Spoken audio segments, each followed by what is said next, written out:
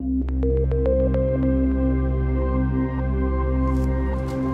morning. Good morning. Nice to see you. Lovely to meet you, Stephen. Impleo was conceived by listening to our surgeons and establishing that there was a need in the marketplace for a fully formed, form-stable, cohesive, soft implant. Hey gentlemen, this is our incoming goods material. We'll receive our materials from our certified supplier in the US. All materials are long-term implantable grade silicone materials. So before we go into the clean room, we have to get gowned up appropriately to ensure that we minimise any particulate release into the clean room environment. It's a fully pressurised clean room. The air changes approximately 30 times an hour. So welcome to the clean room, gentlemen. First place we're going to start is where the materials are pumped into the clean room, and then we'll go to shell manufacturing, and then we'll just walk the process from there. And the Impleo mix is slightly different from other implants, isn't it? Yeah, it's a specific mix ratio to a particular recipe to ensure that we can produce an Impleo product in terms of cohesivity and softness and form stability. And now we're going to dip the moulds or the mandrels into the dispersion to start to manufacture the shell. A number of processing parameters combine to produce the perfect shell. So we have the devolatilization conditions within the dipping cabinet, the number of layers that we apply to the shell, the viscosity of the dispersion itself, and obviously also we have the technique which we use so that everyone does the same process, for instance bubbles and marks. layer, So that's the first layer that's been applied. In between the build-up of layers, there is a barrier layer, the SiloGuard barrier layer, to inhibit any gel migration through the shell. We have a 360-degree layer, so we have the barrier layer in the patch as well, so it's all the way around the product. Also the cohesivity of the product is important, so the cohesivity will also reduce your gel bleed.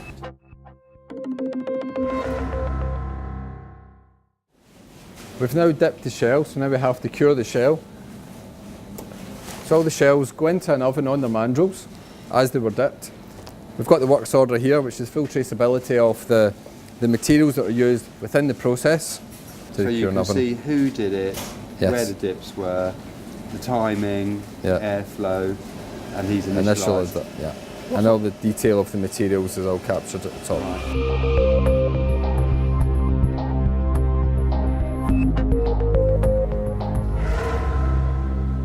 So the first thing we do, we'll dip the mandrels in the same material that's used to build up the shell. The shells are cured, remember.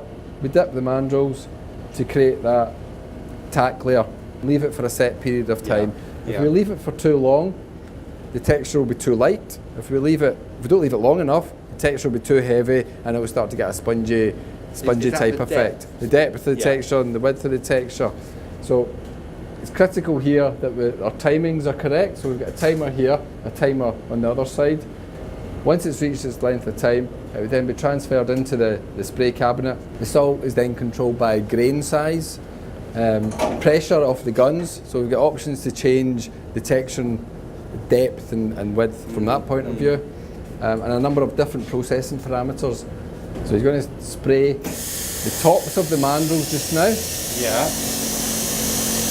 Having textured the shell and applied the texture layer, we then cure the textured layer again. They then get transferred into a salt water bath where we're going to dissolve the salt 30 minutes in here. Dissolves the salt. You can see that's wet.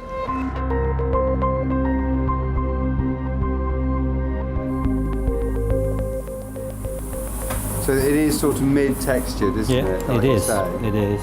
Yeah, you can see it. You can see it nicely. No.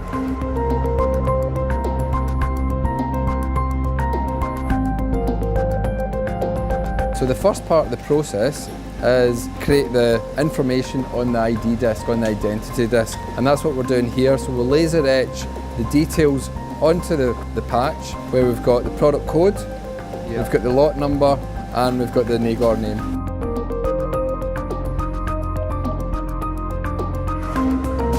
I always assumed that the weakest point of an implant was around the disc. Is that not correct? The shell and the joints are tested to a similar specification.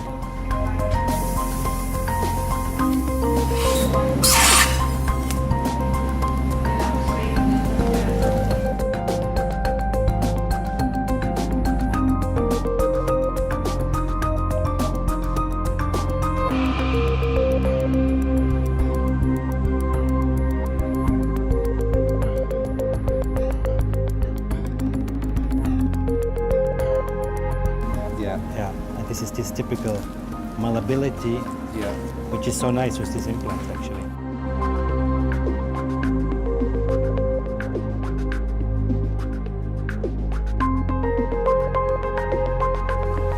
Okay, gentlemen, this is we've done the clean room part now. This is the quality control part. In the clean room, there was a number of non-destructive tests that you saw.